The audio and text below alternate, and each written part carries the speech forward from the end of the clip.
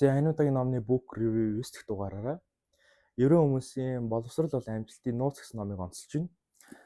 За ерөөсөө ерөөчүүд болон солонгосчуудын хоорондох боловсрал болон амжилтын ялгааг хооронд нь харьцуулсны үндсэн дээр гарсан ном гэж иж болно. Тэгээ номны хувьд болохоор одоо маш олон санаа, асуудал, шийдлүүд, онол, тодорхойлолтуудыг дэвшүүлсэн ном болохоор би бас бүгдийг ярих байхгүй. Тэгээд тодорхой онцгойлох эсвүүдээ тодорхой яриад явчих гэж бодож байна. За тэгээд юуны төрөнд номыг уншиж хахад за би юу нэг энэ номыг онцлох хэрэгтэй юм байна гэж сэтгэлийг төрүүлсэн зүйл нь юу гэхээр ерөөсөө тоо баримт. За би тэр тоо баримтыг ерөөсөө айгу товчхоноор ярьчих гэж бодож байна. За ер нь еврей хүмүүс бүхий салбарт за тэр шинжлэх ухааны ч бай, бизнесийн салбарт ч бай бүхий салбарт толгой зөгтөг хүмүүс болдог. Тэгээ энийг яг юунаас харж болж байна вэ гэхээр дэлхийн за 1901-ээс 2009 оны хоорондох цааны 100 гаруй жилийн хугацаанд шинжлэх ухааны Нобелийн шагналыг нийт 180 хүн авсан гэсэн тоо баримт байд юм байна. Тэр 180 хүний 22% буюу 5/1 нь еврей хүмүүс байгаа байхгүй юу? Тэгэхээр ерөнхийдөө 180 Нобелийн шагналуудын 36 нь еврей хүмүүс үлдсэн Нобелийн шагналууд нь болохоор дэлхийн тэр үлдсэн нийт 8 тэрбум хүнээс гарсан Нобелийн шагналууд байгаа. Тэгтээ тэр еврей хүмүүс болохоор нийт 17 сая хүн амтай. За ойролцоогоо шүү. Би яг сайн тоо мэдэхгүй байна. 17 сая хүн амтай гэж сонссон. Тэгэхээр 17 сая хүн амтай ч гэсэн нийт Нобелийн шагналуудын за бараг 5/1 нь. Солонгосчуудын хувьд болохоор за бараг байхгүй гэж хэлчихэд хэлцдэггүй. Тэгтээ тэр хүмүүс төрөлхийн тийм гоцгойд шинжлэх ухааны салбарт тэргүүлэхээр хүмүүс байна уу гэхээр үгүй. За энийг бас юу баталж ийн вэ гэхээр за би онын сайн санахгүй байна. Нидерландын Хенскийн их сургуулийн судалгаа хийдэм байлээ. Дэлхийн нийт хүн амын одоо дэлхийн нийт 185 гаруй орны хүн ард иргэдийнх нь IQ-ийн дундаж түвшнийг судалсан судалгаа хийдэм байлээ. За тэн дээр солонгосчуудын хувьд болохоор одоо дундаж IQ нь болохоор 105 буюу дээрээсээ 2 дугаар байранд ирэмтлэгдэж ирсэн юм байна. Харин Израилийн хувьд болохоор 95 буюу дундаж IQ-гаараа 95 тэгээд 90-бээрээ болохоор 26 дугаар байранд ирэмтлэгдэж ирсэн юм байна.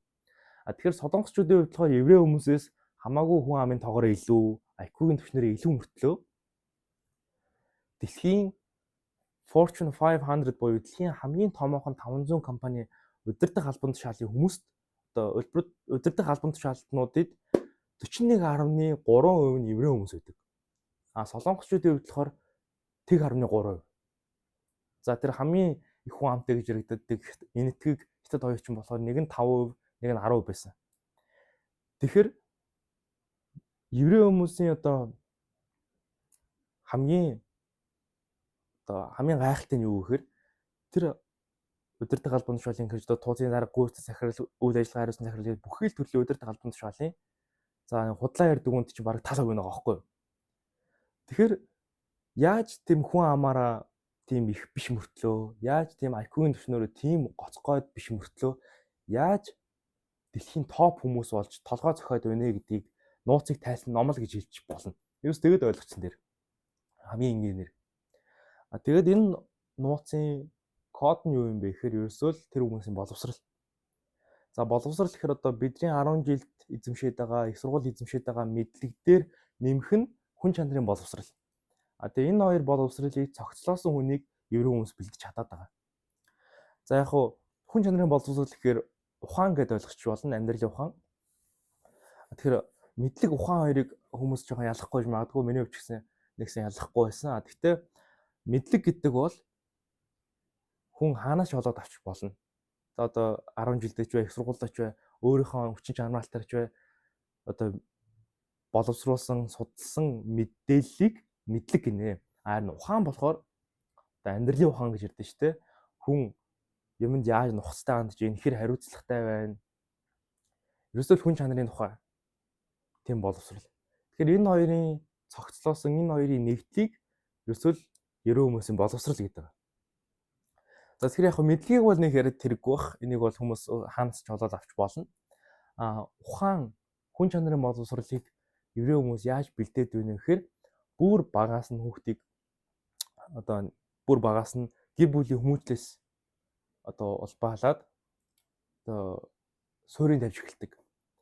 Тэгэхээр тэрийг яг яаж фундам буюу одоо суурийг тавьдсан бэ гэхээр ерөө хүмүүс эцэгчүүд нь хүүхдтэйгээ талмууд гэдэг ном байт юм байна л да.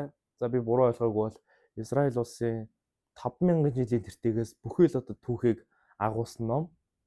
Тэгээ энийг тухайн улсын хүн болгон унших хэрэгтэй байт юм байлээ. Тэгээд энийг эцэгчүүд нь хүүхдтэйгээ хамт уншихдаа зөвхөн зүгээр уншихэд хайчихгүйгээр асуулт хариулт маягаар за чи энэ үний орноос нь бол юу их вэ? За чи энэ хэсгийг юу гэж бодож байна? За тэгвэл ойлгосноо нэг товчлоод ярьч гэдэг юм уу те.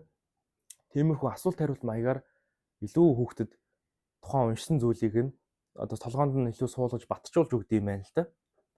Тэгээд энэ 10 жилд одоо 10 жилдээ ороод ч гэсэн нэг ялгаагүй 10 жилд нь болохоор одоо хүүхдийн хичээлийг одоо мэтгэлцээ маягаар асуулт хариулт маягаар орд юм байлээ. Мэтгэлцээ маягаар гэхээр нэг бодлын өрсөлдөөн гэсэн үг. Өрсөлдөөн байж хүн хөгждөг гэж яриад байгаа шүү дээ. Хүүхдүүдийн хооронд нь дунд нь нэг сэдв өгөөд тэгээд хүүхдүүдийн хооронд нь мэтгэлцээ маягаар хүн мэтгэлцэх явцдаа илүү нөгөө одоо өрсөлдөгчөө ялахын тулд хинч өрсөлдөгчтэй ялагдъя гэж бодохгүй шүү дээ. Өрсөлдөгчөө ялахын тулд илүү мэдлэг одоо мэдээллийг цуглуулж хийж боловсруулж хийж тэр явцдаа тухайн хүүхд илүү хөгжиж идэг. Тэгэхээр ерөөсөө дунд нь мэтгэлзүүлж хүүхдүүдийг зэрэг одоо ингээд хөгжүүлж бүтээл сэтгэлгээ төсөөлөн бодох чадвар мэдлэгийг одоо нэгэн зэрэг хөгжүүлдэг учраас ерөөсөө тэр хүмүүс бүр багаасаа дэлхийн топ түвшний хүмүүс болоход бэлтгэгдээд байгаа гэж ойлгож болно. Тэгэхээр ерөөсөө би эндээс ингээд харангууд манай улсын одоо боловсролын тогтолцоо бол ер нь солонгосчуудтай айгүй адилхан байгаа байхгүй. Тэгэхээр яг хуу би нэг одоо ингэж яриад нэг боловсролын тогтолцоог одоо бүтэн эргүүлж чадахгүйтай адилхан хэдүүлээ яг боловсролын тогтолцоогоо бүтнээр нь эргүүлж чадахгүй маа гэхэд одоо гэр бүл дотроо ойр дотны хүмүүстэй энэ одоо асуулт хариулт маягаар мэтгэлзээ маягаар ч юм уу харилцаж болохоор байгаа байхгүй юу. Тэгэхээр ерөөсөө л одоо дүгнээд хэлэхэд дэлхийн хамгийн топ хүмүүс бол еврей хүмүүс болдог. Гэхдээ тэр хүмүүс гоцгойд хүмүүс биш, дэлхийн хүн амаа одоо нийт хүн амаараа тийм өндөрч хүмүүс биш. Гэтэл тэр хүмүүс боловсрлоороо за боловсролыг задлаад ярих юм бол за бүтээл сэтгэлгээ, мэдлэг, ухаан, төсөөлөн бодох чадвар гэж бүхий л төрлийн одоо боловсрлоороо дэлхийн хамгийн шилдэг хүмүүс болдог. Тэгэхээр ерөөсөө л энэ номыг зааш унших ёстой ном л гэж хэлмээр байна. За тэгээд энэ удаагийн номны book review 9 дахь дугаар маань энэ түрээд өндөрлж байна. За тэгээд эх дугаараараа уулзъя.